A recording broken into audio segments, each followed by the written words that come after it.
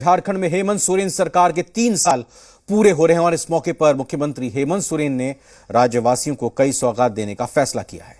लेकिन इससे पहले उन्होंने अपनी सरकार की 3 साल की उपलब्धियां गिनाई, साथ ही चुनौतियों और दिक्कतों का भी जिक्र किया। मुख्यमंत्री ने अपने सरकार के लक्ष्यों और भविष्यों की योजनाओं के बारे में भी जानकारी दी, तो वहीं जांच एजेंसियों की आड़ में हमला करने वाले विपक्ष को भी आड़े हाथों लिया। 29 दिसंबर को झारखंड में हेमंत सोरेन सरकार के 3 साल पूरे हो रहे हैं। ऐसे में राज्य की महागठबंधन सरकार जनता को करीब 1200 करोड़ रुपए की सौगात से नवाजने वाली है। लेकिन उससे पहले मुख्यमंत्री हेमंत सोरेन ने अपनी सरकार के पिछले 3 साल के कार्यकाल को ऐतिहासिक बताते हुए उपलब्धियां गिनाई। मुख्यमंत्री ने कहा कि ये राज्य आंदोलन की उपज था और पिछले 3 साल में उनकी सरकार ने कई चुनौतियां देखी और कई आपदा भी देखी, जिन्हें अवसर में बदला गया। इन 3 साल में सरकार का जो गोल्डन पीरियड था वो कोरोना की वजह से बहुत अधिक प्रभावित हुआ।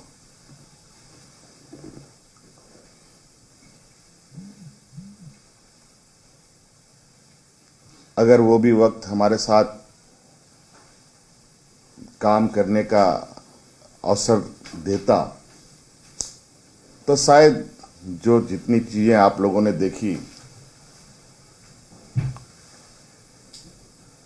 उन सब में और भी चीजें जुड़ती हुई आपको नजर आती। तो मुझे लगता है कुल मिला जुला करके साल भर की ही उपलब्धि आप इसको मान के चल सकते हैं।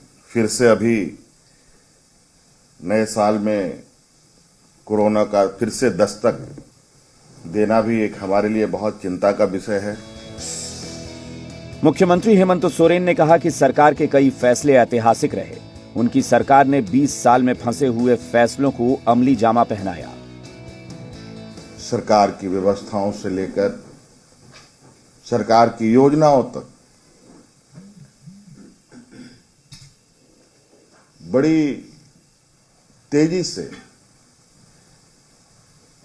कार्यपालिका के कार्यशैली में आपको बदलाव दिखेगा काम करते हुए। जो 20 सालों में पदाधिकारी ऑफिस में कमरे में बैठ के काम करते थे, गांव-गांव में लोगों की समस्या जुटाने में लगे हैं। तो एक नई कहा जाए कि 20 साल में मुझे लगता है कि पहली बार ये राज्य करवट ले रहा है। मुख्यमंत्री ने अपनी सरकार की उपलब्धियां गिनाने के साथ ही विपक्ष को भी आड़े हाथों लिया। हेमंत सोरेन ने सीधे शब्दों में कहा कि राज्य में हो रहे विकास से विपक्ष घबरा गया है। हम आज कर रहे हैं या कल कर रहे हैं, मेरी 5 साल की सरकार होती है बॉस, 5 दिन की नहीं। लेकिन दुर्भाग्य से बात यह है कि इनको हर दिन लगता है 5 दिन की सरकार। सुबह उठते हैं तो इनको लगता है कि सरकार गिरी पड़ी है और हम नाच रहे हैं ढोल नगाड़ों के साथ। बस यही सपना देखते हैं। कहां कहां से कौन कौन खबरें चलता है समझ। अब तो हम लोगों ने खबरों को भी बंद कर दिया पढ़ना। ऐसे ऐसे लोगों के सगुपे पढ़ने से अच्छा है कि चाचा चौधरी की कॉमिक्स लेके बैठ जाए और उसको पढ़ के थोड़ा आनंदित हो। झारखंड में ईडी और सीबीआई की कार्रवाई पर मुख्यमंत्री हेमंत सोरेन ने खुलकर अपनी बात रखी और कहा कि राजनीति से प्रेरित किसी भी तरह की कार्रवाई को जायज नहीं ठहराया जा सकता। कई चीजें देश में आई, कई नीतियां बनी, कई एजेंसियां बनी, कई चीजें आई गई और क्या फलाफल यहां जहां अरबों खरबों का घोटाला हो रहा है, बड़े बड़े बैंकों का 10,000 करोड़ 50,000 करोड़ लेकर के लोग विदेश चंपत हो जा रहे हैं, वहां तो कुछ अता पता नहीं। वो पैसे आएंगे कब आएंगे भगवान जाने। 15 लाख करोड़ रुपए कब आएंगे। और यहाँ चवन्नी अठन्नी ढूंढने में लोग लगे हुए हैं। मुख्यमंत्री हेमंत सोरेन ने ऑफिस ऑफ प्रॉफिट मामले को लेकर भी अपना रुख जनता के सामने रखा। ये बड़ा आश्चर्य की बात है कि महामहिम के पास आया हुआ पत्र, अब तो ये भी है कि पत्र आया है कि नहीं आया है, अब ये भी एक सस्पेंस कह सकते हैं। इसकी क्या सत्यता है एग्जैक्ट तो राजभवन ही बता सकता है। हमने पहले भी कहा, हमने तो हाथ जोड़कर उनसे आग्रह किया है, अगर गुनहगार हैं तो सजा दो। मुख्यमंत्री ने इस दौरान यह भी साफ किया कि वो नियोजन नीति को चुनौती नहीं मानते। उन्होंने इसे लेकर न सिर्फ विपक्ष की सियासत पर सीधा हमला बोला, बल्कि केंद्र सरकार को भी घेरा। कैसे न्यायालय में इसको चुनौती दी गई, किन लोगों ने दिया,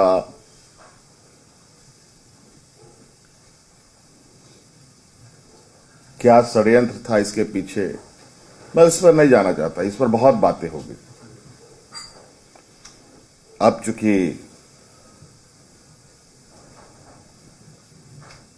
कोर्ट ने निरस्त कर दिया, उसका कानूनी आकलन भी हम करेंगे। हमारे ग्रामीण क्षेत्र के नौजवान बड़े पैमाने में रिक्रूट होते थे, लेकिन आज वो सारी नौकरियों की क्या हालत है।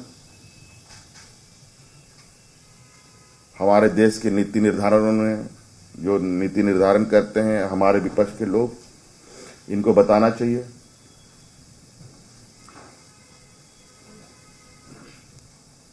और उनके निर्णय से देश में क्या वातावरण पैदा हुआ, वो भी आप सब लोगों ने देखा। इसके अलावा मुख्यमंत्री ने अपनी सरकार के सामने पेश आ रही चुनौतियों और उनके समाधान की कोशिशों का भी जिक्र किया। अब जीएसटी हो गया बंद और राज्य को 5,000 करोड़ रुपए का सालाना नुकसान। आप बताइए, सहयोग है कि नुकसान है?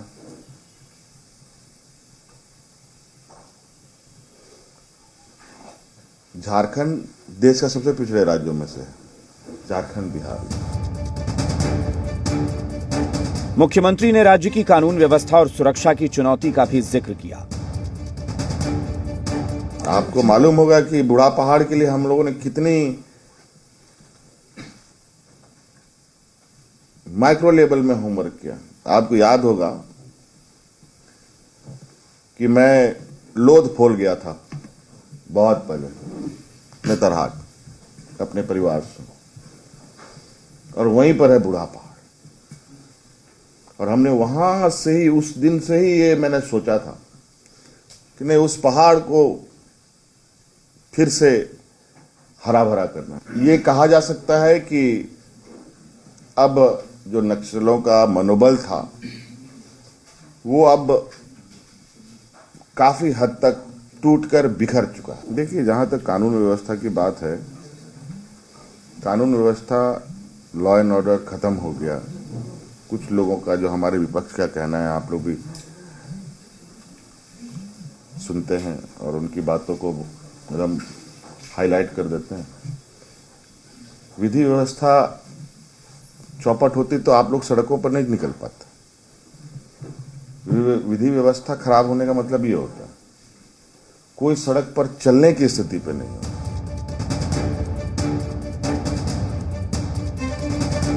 मुख्यमंत्री ने इसके अलावा अपनी सरकार की आगे की रणनीतियों का भी खुलासा किया और लोगों को नए साल की शुभकामनाएं भी दी।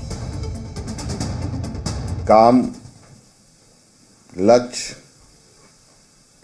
राह सभी सधे हुए हैं।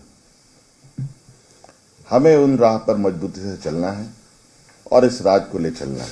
नया साल आने वाला है। आप सबको, पूरे राज्य के 3.25 करोड़ लोगों को मेरी ओर से क्रिसमस, नववर्ष की ढेर सारी शुभकामनाएं और नया साल बहुत खूबसूरत हो। पूरा परिवार आपका खुशहाल रहे, पूरा झारखंड खुशहाल रहे। लेकिन ध्यान रखें, कोरोना का भी आहट है। संवेदना के साथ हर कार्य को करें। मनीष मेहता, जी मीडिया, रांची। और फिलहाल एक छोटे से ब्रेक का वक्त हुआ है।